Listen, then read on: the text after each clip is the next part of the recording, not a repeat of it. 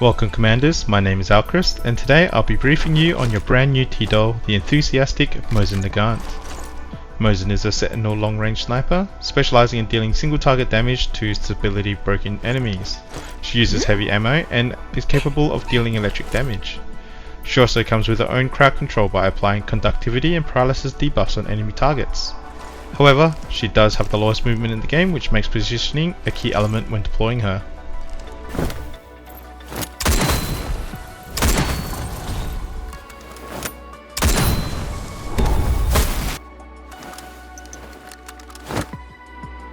In my guides, I will be referring to Confected's index as skill points, as this has a more universal understanding. Mosin's skill point generation revolves around her passive helping others. When an ally deals damage to an enemy unit, and if they enter stability break, or were already stability broken, Mosin will perform a follow-up support attack. The enemy will need to be within 9 tiles of Mosin, and she can only do this twice between turns. Each time she does the support attack, she will gain 2 skill points in the insight buff, which increases the range of her ultimate by 1 for a couple of turns. Mosin's basic attack is Patrol Time, an attack that hits the enemy up to 9 tiles away and deals physical damage. Mosin's active skill 1 is Target Victory, which uses 1 skill point. She will attack an enemy up to 9 tiles away, dealing physical damage up to 130% of her attack, and applying Conductivity for 1 turn. If Conductivity is applied, the next source of damage will cause them to be paralyzed. When an enemy is paralyzed, they can move, but they cannot use any actions. Mosin's active skill 2 is Positive Mindset, which uses 1 skill point. She will gain 2 buffs, Active Engagement and Extra Command. Active Engagement will change the element of her next attack to electric, as well as increase the damage dealt by 30%. Extra Command will allow her to perform another action straight away. And if it's the 3rd time Positive Mindset is used, she will gain a 3rd buff, Shock. Shock will apply paralysis to the target for 1 turn. Mosin's ult is Declaration of Victory, which costs 4 skill points. She will attack an enemy up to 9 tiles away, dealing physical damage up to 180% of her attack. And if the phase weakness is exploited, she will then apply paralysis to them as well. The range of this ult can go up to 10 tiles if she had previously performed a support attack from her passive. When deploying Mosin onto the field, the key element to playing her is proactive positioning. She has a low movement of only 4 tiles, but she has a 9 to 10 range on all of her attacks. So you want to position her in a location where she's in range of as many potential targets as possible that can be stability broken. You may not necessarily have to hide her in cover either. If you place her in areas that doesn't put her at risk, enemy units will either not be able to reach her, or there will be other units closer that can tank the damage. Her rotation is quite simple: spam Positive Mindset each turn for the buffs, and either skill 1 or ult depending on how many skill points she was able to generate. Assuming you can set up using both of her support attacks each turn, she technically has no downtime on her ult, but since you generally want to be using Positive Mindset each turn for the buffs, her ult will usually be on a 2 to 3 turn cycle.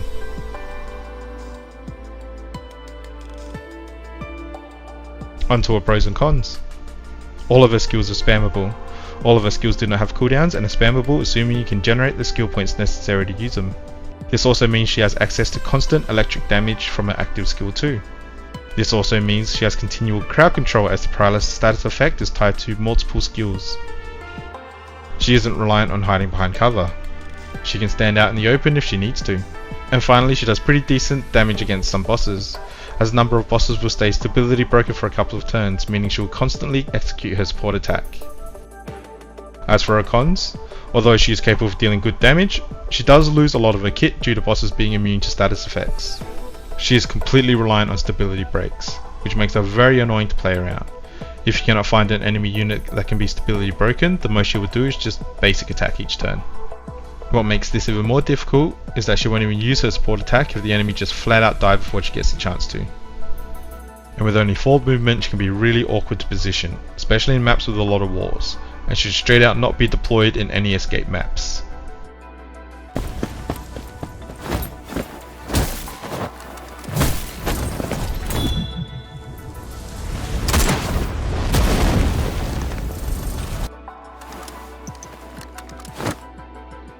Her best in slot is the Samusek, which you can get from the standard banner. All rifles share the same trait to ignore 1 stability on attacks and a further 1 stability when the user possesses the insight buff. The Samusek's effect itself is called Keep It Up. This will increase face damage by 10% and another 10% if that element is electric, perfect for Mosin. If Mosin is the one using the Samusek, it will also gain the imprint skill. she would do an increased 2.5% damage on PMC enemies, and that bonus increases another 2.5 if they are also paralyzed. Her next option is her namesake, the M1891 Mosin Nagant. As with all rifles, it shares the same trait as the Samusek that ignores stability. The M1891 effect is called Strike While the Iron is Hot.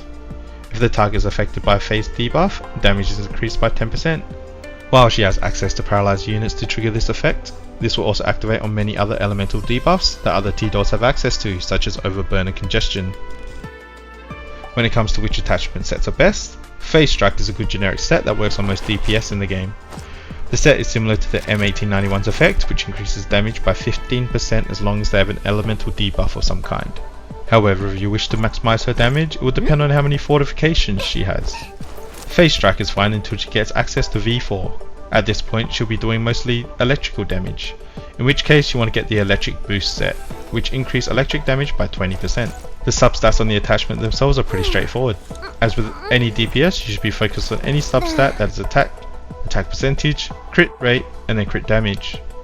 A reminder that the muzzle is the only attachment that can have the crit damage substat. When it comes to her fixed keys, her best three are 201, Security Patrol Squad. If the target has Paralyze, she will do an additional 2 points of stability damage. Next is 203 Prepared Defenses. This will change the way her active skill 1 Target Victory works. If the skill does electric damage, she will paralyze them immediately rather than leave the conductivity debuff. Her third fixed key is 603 Mobile Patrol. This greatly helps with her positioning, because if she is able to paralyze a target, she will be able to move 3 tiles after the attack.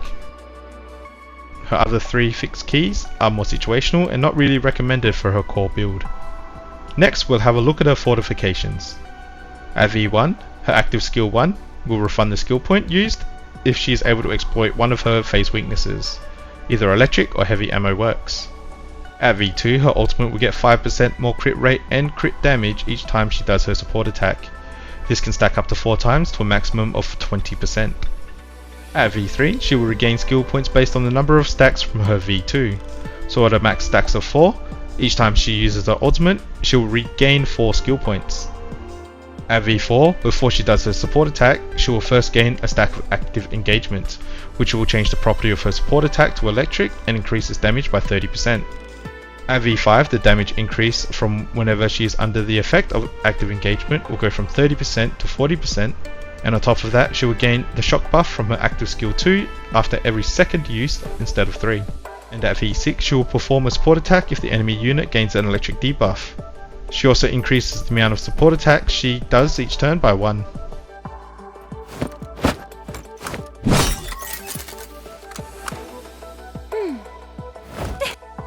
And to finally wrap things up, we'll have a quick look at suitable teammates to field along Mosin. Her best synergies at the moment are other T-Dolls that can assist in doing stability damage.